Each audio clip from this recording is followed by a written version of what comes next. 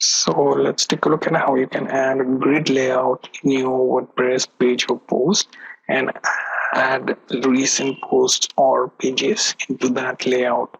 So for that, we are going to take a look at Gutenberg block named Ultimate Add-ons for Gutenberg. So I'm going to install this plugin. Go to Dashboard,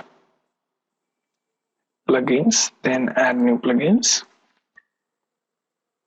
Okay, and this is the name. I'm going to paste it in search. Okay, and then it should appear, which allows you to install and activate the plugin. I already activated it, and it is in Settings UAG. Okay, if you can see this, that means plugin is installed.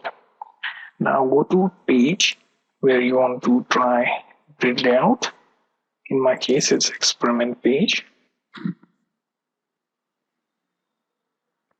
Now here, I will want to add this block. You can use from here or from the top. Choose Ultimate Add-ons block, then choose Post Grid. Okay, here you can see it will add Post Grid, and number of items are 6 by default. On right hand side, you can edit that. Change that to even number. Okay, as you can see, right now it's 12. Let's go for 14. Now, okay, so how about we go for 12? Make things better. Okay, update the page.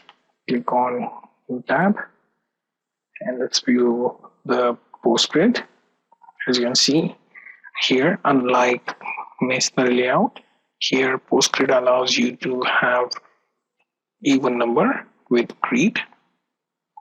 You can use this on both front page or any other page of your choice.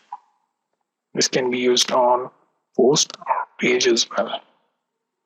Okay, so process is simply install the block plugin, then go for add block, then post grid. Okay, so you get the idea how to add post grid layout in your WordPress page or post with Gutenberg block plugin named Ultimate Add-ons.